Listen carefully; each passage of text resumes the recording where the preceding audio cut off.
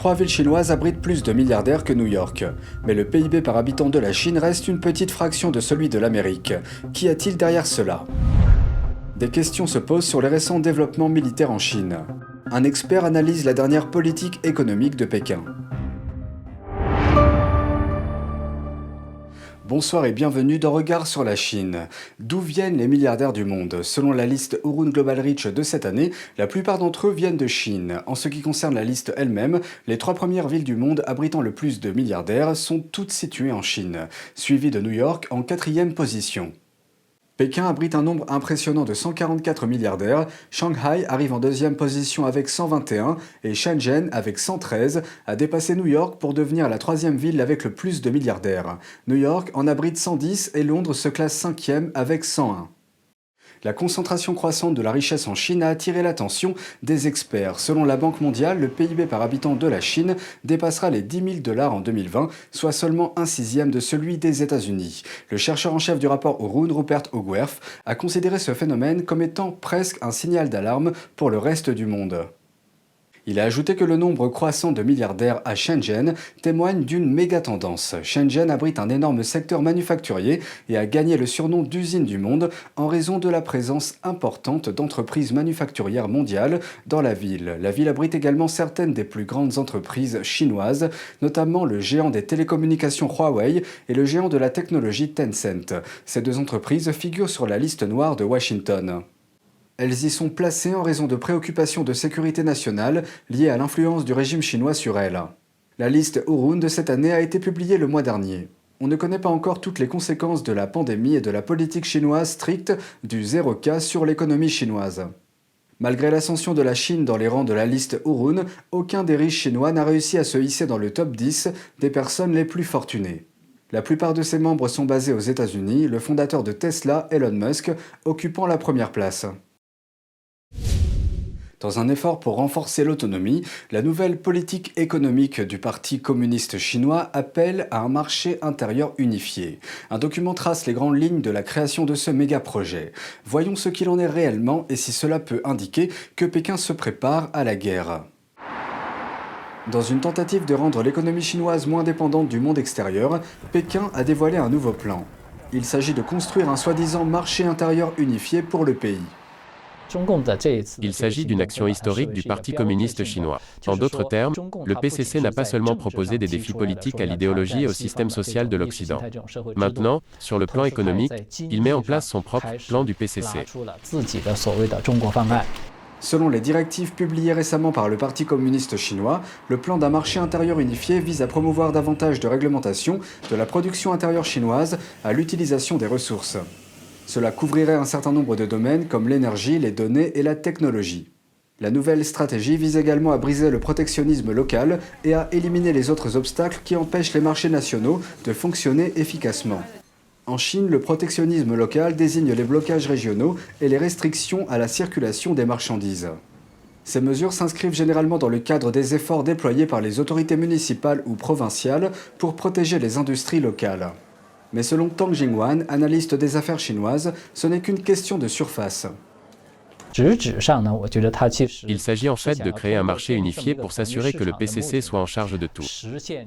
Comme cela, le PCC est en mesure de participer à l'ensemble du processus relatif aux marchandises, de la production, à la circulation, à l'accès au marché jusqu'à la consommation.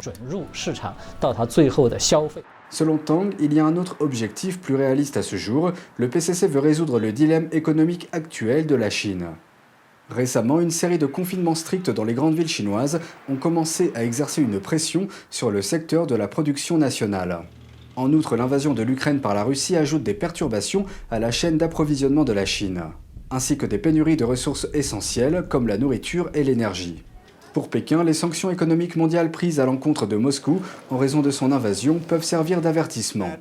Dans une interview accordée récemment, un responsable du Parti communiste a déclaré à l'agence de presse officielle chinoise que accélérer la construction d'un marché national unifié est une nécessité réaliste pour atteindre l'autonomie scientifique et technologique.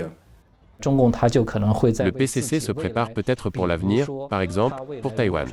S'il envahit Taïwan, il sera probablement confronté à des sanctions similaires, voire plus sévères, que la Russie aujourd'hui. Il doit alors minimiser l'impact négatif de ces sanctions. C'est pourquoi il doit construire un modèle de circulation économique interne autosuffisant et autonome. Mais alors que la deuxième plus grande économie du monde pivote vers l'intérieur, quel sera l'impact du changement de la Chine sur le reste du monde ? Cela creuserait définitivement l'écart entre les deux modèles primaires, l'économie de marché et l'économie planifiée. En d'autres termes, cela ajoutera à la dualité du monde, non seulement au niveau politique, mais aussi dans la sphère économique. Tang ajoute que la stratégie du marché intérieur unifié de Pékin n'est pas nouvelle. Elle suit essentiellement la même structure qu'une économie planifiée centralisée. Le régime communiste chinois a introduit ce modèle dans le passé pour se battre contre le capitalisme occidental. Et à mesure que le marché intérieur unifié se met en place, la Chine pourrait revenir à ses anciennes habitudes. Un autre commentaire du Premier ministre chinois Li Keqiang a également attiré l'attention du public. Certains médias en langue chinoise l'ont même utilisé dans un titre accrocheur. Li Keqiang encourage tout le monde à dire la vérité. Li a fait cette remarque lors de discussions avec des représentants d'entrepreneurs. Un média a demandé pourquoi Li a fait cette déclaration. Notant qu'en Chine, dire la vérité demande souvent du courage et peut impliquer le risque de perdre son emploi ou même d'être emprisonné. Les conditions dans certains hôpitaux de Fortune de Shanghai ne sont pas bonnes. Cette vidéo a été prise à l'hôpital de Fortune Baoshan de Shanghai. Il n'y a pas d'installation de base, le centre d'isolement ne présente que des lattes de lit sur le sol et rien d'autre. Les patients qui y sont emmenés protestent. Dans la vidéo, l'homme derrière la caméra dit que personne ne descend du bus. L'homme dit qu'ils ont appelé la police. Les habitants de Shanghai semblaient se lasser des politiques locales de confinement. Des reportages indiquent qu'ils commencent à changer d'avis sur les responsables de l'application des règles de la ville, mais petit à petit. Une vidéo a montré un curieux spectacle à Shanghai, un petit groupe de médecins et d'agents de santé bénévoles en sanglots. Dans la vidéo, on les voit debout dans la cour d'un immeuble résidentiel dans le contexte d'un conflit avec les habitants. On peut entendre les agents de santé critiquer les résidents qui refusent de coopérer en descendant. Vraisemblablement pour se faire tester contre le Covid-19. La femme derrière la caméra se plaint en outre des actions des résidents. The head of the building called on residents not to go downstairs, so the health volunteers cannot do anything. The volunteers went door to door, but were scolded. Toujours dans la vidéo, une femme portant une combinaison de protection individuelle a commencé à crier en direction du bâtiment. S'adressant aux résidents à l'intérieur, elle a demandé « Pourquoi ne pouvez-vous pas avoir de la considération pour les travailleurs de la santé et de la communauté ?» We have a total of 4 people to manage your 4,000 people, and now the entirety of Shanghai is in this situation. Mais les résidents ont maintenu une attitude de désobéissance civile. Ils ont répondu qu'ils avaient besoin de se reposer avant de descendre. La situation a atteint son paroxysme à un moment donné, quand une personne qui semblait être une volontaire a fait un autre commentaire, criant que les médecins et les agents de santé se réveillent pour aller travailler alors qu'il fait encore nuit dehors.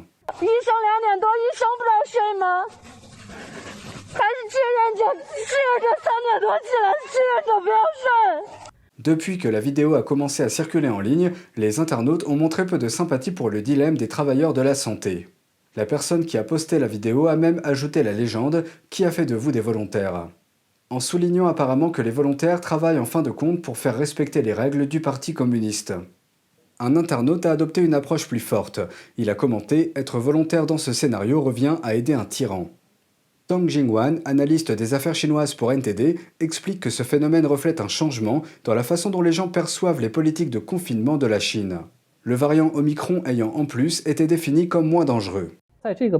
Dans ce contexte, les soins médicaux et les volontaires ne sont plus considérés comme des aides amicales, mais comme des exécutants de la politique du zéro Covid-19, voire comme des icônes de la nuisance de cette politique. Selon Tang, la raison fondamentale du chaos de Shanghai est la soif du régime de contrôler totalement sa population et son insistance à appliquer une politique unique. Le régime chinois a situé la prévention de l'épidémie de Shanghai dans des termes hautement politiques, et ce conflit est artificiellement causé par l'intensification. C'est un processus de maximisation de son pouvoir politique. Shanghai a commencé à assouplir les restrictions depuis quelques jours, mais plus de 10 millions de résidents restent soumis à des mesures de confinement strictes. Il s'agit des résidents vivant dans les zones où des cas positifs de Covid-19 ont été récemment découverts. C'est tout pour aujourd'hui, merci d'avoir suivi Regard sur la Chine. On se retrouve demain pour une nouvelle émission. Prenez soin de vous et à bientôt.